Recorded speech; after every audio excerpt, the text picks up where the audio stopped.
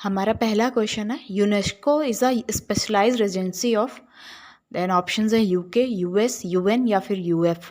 सो इसका option correct one होगा option number C, UN. UN का फुल फॉर्म होता है यूनाइटेड नेशंस और यूनेस्को का फुल फॉर्म होता है United Nations educational, scientific and cultural organisation.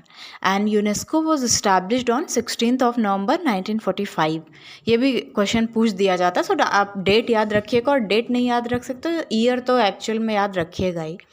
And UNESCO is a specialized agency of the United Nations that aims at promoting world peace and security through international cooperation in education, arts, sciences and culture. So ये आपकी definition भी मैंने लिख दी है। Then हमारा next question है, an international conference of libraries and book lovers held at Prague in, so option है जुलाई 1926, जून 1926, जुलाई 1927 या नन ऑफ द अबव। सो हमारा करेक्ट आंसर होगा option number A, July 1926। At an international conference of librarians and book lovers in Prague in 1926, a proposal to set up an international committee with representatives of national library associations was accepted. Then question number 3, ISLIC was established as the Indian prototype for, so options है ITLIS and SLA, ASLIP and ITLIS, ILA and SLA, और option number D है ASLIP and SLA। सो हमारा correct option होगा option number D, ASLIP and SLA। ये थोड़ा confusing है, दो organisations को के नाम है और सब मैच खाते हुए हैं, तो थोड़ा ये रिमेंबर करने की ज़रूरत है। आइजलिक का हमारा फुल फॉर्म होता है Indian association of special libraries and information centres, और ये फॉर्मेशन इसकी हुई थी सितंबर 3, 1955 को। और जब एसलिप था तो उसका फुल फॉर्म था एसोसिएशन फॉर इंफॉर्मेशन मैनेजमेंट, इसके अंडर में association for special libraries and information bureau बनी थी। एंड देन SLA तो कॉमन है, स्पेशल लाइब्रेरीज एसोसिएशन इसका फुल फॉर्म होता है। Then which of the following statement is correct, इसमें स्टेटमेंट्स दिए हुए हैं। Statement number 1, the whole field of library science is the domain of the 5 laws of library science. Then statement second है the domain of the library science is 5 fundamental categories, and third है 5 objectives of UNESCO is the domain of library science. सो अगर आपने library science की field बहुत clearly पढ़ी होगी तो सिर्फ फर्स्ट ऑप्शन ही आपको भी सही लगेगा, क्योंकि जो पूरी फील्ड है हमारी लाइब्रेरी साइंस की, उसका बेसिक जो बैकबोन होती है वो 5 लॉज ही हैं लाइब्रेरी साइंस के। स्पेशली इंडियन लाइब्रेरी की हम बात करें तो हम रंगनाथन जी को ही हमेशा मानते हैं फादर ऑफ लाइब्रेरी साइंस। सो ये काफ़ी ईजी स्टेटमेंट्स हैं, हमें कन्फ्यूज़ नहीं होना है ऑप्शंस देख के। सो इसमें ऑप्शंस दिए थे, ए में तीनों स्टेटमेंट करेक्ट बोल रहा था, बी में फर्स्ट ओनली, सी में first and second, and D में फर्स्ट एंड थर्ड। सो इसका करेक्ट ऑप्शन होगा option number B, first only, जिसका स्टेटमेंट था the whole field of library science is the domain of the 5 laws of library science. 5 laws मैं बता देती हूँ। 5 laws, law number 1 है books are for use, second है every reader his her book, third है every book its reader, fourth law है save the time of the reader, fifth law है library is a growing organism. Doctor SR Ranganathan ने ये 5 laws दिए थे। सो doctor SR Ranganathan conceived the 5 laws of library science in 1924 and laws were formulated in 1928, and these laws were first published in Rangnathan's book titled 5 Laws of Library Science in 1931। So इसमें से हमारे कई questions निकल के आ सकते हैं। एक तो आपको पांचों लॉ आपको याद करने की ज़रूरत है जो मैंने लिख दिए हैं, फिर इसके अलावा जो ये 3 ईयर दिए हैं 1924, 1928 एंड 1931, ये तीनों अलग अलग क्वेश्चन बनता है। कई बार होता है कि कब कंसीव करे गए, तब आपको 1924 लगाना है। फॉर्मुलेट कब हुए तो 1928 में, और फाइनली पब्लिश हुए थे उनकी बुक जिसका टाइटल था 5 लॉज ऑफ लाइब्रेरी साइंस 1931 में। देन हमारा नेक्स्ट क्वेश्चन है the term library is derive from the Latin word liber which means. Option हैं book shop, option B publisher, option C book, या D book and book shop. So ये काफ़ी easy question आया था। ऐसा होता है कि डिफ़िकल्ट पेपर में 1-2 क्वेश्चंस तो इजी फंसते ही हैं। सो इसका ऑप्शन होगा book. Library is derive from the Latin word liber which means book. ये भी याद रखिएगा, ये लैटिन वर्ड है, कई बार पूछ देते हैं लैटिन वर्ड है या स्पेनिश वर्ड है या कुछ और इंग्लिश टर्म यूज़ कर देते हैं, तो आप कंफ्यूज नहीं हो गया, एल से लैटिन और एल से लिबर, सो याद रखिएगा। नेक्स्ट क्वेश्चन है, esprit de corps emphasized on, options are team work, option B group dynamics, option C performance appraisal, option D recruitment. So option C और डी तो आप पहले ही आउट कर सकते हो, या तो परफॉर्मेंस अप्रेजल और रिक्रूटमेंट जैसे टर्म्स तो मुझे नहीं लगता आपने लाइब्रेरी साइंस में पर्टिकुलरली पढ़े भी होंगे। ग्रुप डायनेमिक्स भी नहीं पढ़ा है, चलिए मैं बता दूँ, इसका करेक्ट ऑप्शन होगा option A team work. The principles of management allows managers to understand how to run an organization. It also helps them to accomplish tasks and manage situations as and when they arise in the organization. So ये जो management के principles दिए गए थे वो एक organisation को कैसे रन कराते हैं उसको मैनेज करने के लिए प्रिंसिपल हेनरी फेयोल ने दिए थे, और ये टोटल 14 प्रिंसिपल दिए थे। उसमें से ही जो 14th नंबर का प्रिंसिपल था एस्प्रिट डी कॉर्प्स, जो कि सिंबलाइज करता है टीम वर्क को, यूनिटी को, हारमनी मेंटेन करने को। आइए 14 प्रिंसिपल्स के बारे में जानते हैं। हमारे 14 प्रिंसिपल्स जो कि हेनरी फेयोल ने दिए हैं, first division of work, second authority and responsibility, third discipline, fourth unity of command, fifth unity of direction, sixth subordination of individual interest, seventh remuneration, eighth centralisation and decentralisation, ninth scalar chain, tenth order, 11th equity, 12th stability of tenure of personnel, 13th initiative and 14th number का है esprit de corps. Esprit de corps denotes library administration should create environment which leads to harmony, unity and teamwork. So आपने एक term सुना होगा HRM, human resource management, ये उससे related है कहीं ना कहीं। जो मैनेजमेंट होता है एक ऑर्गेनाइजेशन को चलाने के लिए, जैसे हमारा आपका कल को सिलेक्शन होगा तो उसकी एक पूरी प्रोसेस होती है, रिक्रूटमेंट, सिलेक्शन, देन ज्वाइनिंग। सो इसी तरीके से मैनेजमेंट जो होता है, कैसे पूरा एडमिनिस्ट्रेशन को मैनेज करना, उसके रिगार्डिंग उन्होंने ये 14 प्रिंसिपल्स दिए थे।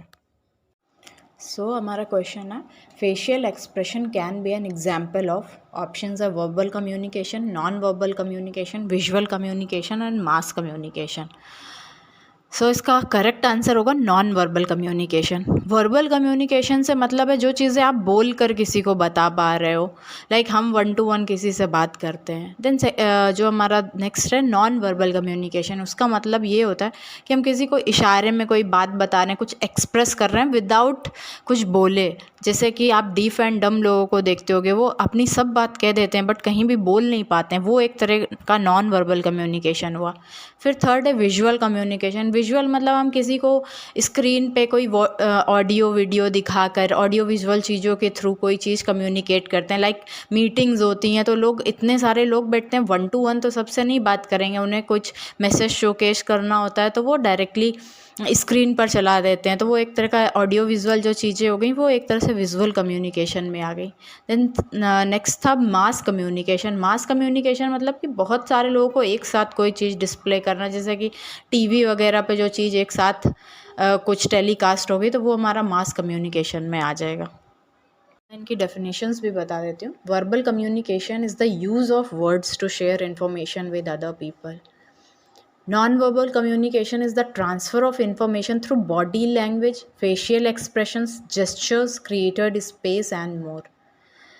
Visual communication is the practice of using visual elements to communicate information or ideas. Types of visual communication include animated GIFs, screenshots, videos, pie charts, infographics, and slide deck presentations. And mass communications can be defined as the process of creating, sending, receiving, and analyzing messages to large audiences via verbal and written media. Next question है, raw data means, options है processed data, B unprocessed data, C cooked data या D big data. So हमारा इसमें correct option होगा unprocessed data, means option B। unprocessed data means वो data जो कि एक स्ट्रक्चर्ड फॉर्मेट में नहीं होता है। सपोज़ कुछ भी काखा गाघा पूरा लिखा हुआ है हिंदी में, बट उसका कुछ मीनिंग नहीं बन रहा है ना, तो वो एक तरह का डेटा हो गया। बट वही अगर आपने उसको शब्द जोड़ जोड़ के का से कबूतर बना दिया, खा से खरगोश बना दिया, तो वो एक तरह की इन्फॉर्मेशन आ गई जिसमें कुछ मीनिंग निकल के आ रहा है। सो मीनिंगफुल डेटा या प्रोसेस्ड डेटा जब हो जाता है तब वो जाके इन्फॉर्मेशन बनती है। सो अनप्रोसेस्ड डेटा क्या होता है, जो कि हमारा रॉ डेटा होता है, और जो मीनिंगफुल डेटा होता है वो हमारी इन्फॉर्मेशन होती है। और इन्फॉर्मेशन को भी जब हम और रिफ़ाइन करते हैं, उसमें कुछ और माइंड अप्लाई करते हैं, फिर वो हमारी नॉलेज बनती है जाके, मीन्स कुछ और ज़्यादा मीनिंगफुल निकल के आता है। और नॉलेज को भी हम जब और रिफ़ाइन करते हैं तो हमारा विजडम बनता है जाके। सो ये जो मैंने डेटा, इन्फॉर्मेशन, नॉलेज और विजडम 4 वर्ड्स लिखे हैं, ये बहुत बार एग्जाम्स में आता है कि इसको करेक्ट फ्लो में अरेंज करिए, या तो असेंडिंग या फिर डिसेंडिंग। सो आप ये याद रखिएगा, सबसे पहले डेटा आता है, then information, then knowledge, then wisdom. Now हमारा नेक्स्ट क्वेश्चन है, a knowledge that has been gain through personal experience is called. So option है explicit knowledge, option B implicit knowledge, option C tacit knowledge, और D none of the above. अब ये question ऐसा है कि जिसने सिर्फ नॉलेज के बारे में पढ़ाई करी होगी वही लगा सकता है, या फिर आप तुक्का मार के भी लगाते हो। सो इसका करेक्ट ऑप्शन होगा टैसिट नॉलेज।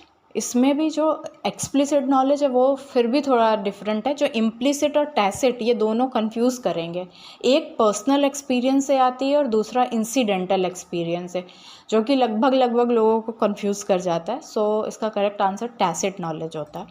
जो हमारी इम्प्लिसिट नॉलेज होती है वो रियल लाइफ एक्सपीरियंस हो गए जो हमारे उनसे, जैसे कि सपोज़ मुझे साइकिल चलाना सीखना है, स्विमिंग सीखनी है, वॉक करना सीखना है, तो ये मैं मेरे एक्सपीरियंस से, रियल लाइफ एक्सपीरियंस से कुछ जो सीख रही हूँ वो इम्प्लिसिट हो गया। Implicit knowledge is a more complex concept and is gain through real life experience. Implicit knowledge is knowledge that is gained through incidental activities or without awareness that learning is occurring. Some examples of implicit knowledge are knowing how to walk, run, ride a bicycle, or swim. Then second, explicit knowledge is also known as expressive knowledge, is an information that you can document, store and share with others. Explicit knowledge ऐसा समझ लो जैसे मैं खुद एक ये video बना रही हूँ और आपके साथ शेयर कर रही हूँ, तो ये मैं एक्सप्रेस कर रही हूँ एक नॉलेज को। Then tacit knowledge is the knowledge you have gain through living experience both in your personal life and professional development. It is often subjective, informal and difficult to share और express because it is affected by our personal beliefs and values. C tacit knowledge, आप एक example ले सकते हो, आपकी personal life, suppose आपकी marriage हो गई या फिर कुछ और पर्सनल फैमिली मैटर हो गया, सो आप हर किसी के साथ उसको शेयर नहीं कर सकते हो, डिफ़िकल्ट टू शेयर और एक्सप्रेस. तो ये हमारे अपने पर्सनल एक्सपीरियंस है वो जो कि हमारे टैसिट नॉलेज में आ जाता है. देन नेक्स्ट क्वेश्चन है, personal assistance provided to library users seeking information is known as. So option है user service, reference service, referral service या document delivery service. So correct option होगा option B, reference service. Reference service दो types की होती हैं, short range reference service जिसको हम ready reference service भी बोलते हैं और लॉन्ग रेंज रेफरेंस सर्विस भी बोलते हैं. और रेफरेंस सर्विस मतलब एक पर्सनल असिस्टेंस जो कि लाइब्रेरी स्टाफ प्रोवाइड करता है. सपोज़ मुझे गांधी जयंती पर बापू की किताबें चाहिए, अब मेरे को तो आइडिया नहीं है कि कितनी किताबें हैं या फिर किस किताब में उनकी जीवनी लिखी है, कि कौन कौन सी किताब उन्होंने लिखी है. तो इस तरह का अगर मुझे कुछ पर्सनल असिस्टेंस चाहिए होगा तो मैं एक लाइब्रेरियन या उसके स्टाफ के पास ही जाऊंगी पूछने के लिए. तो वो पर्सनल असिस्टेंस हमें प्रोवाइड करेंगे, वो इन्फॉर्मेशन प्रोवाइड करेंगे, उसको हम रेफरेंस सर्विस बोलते हैं.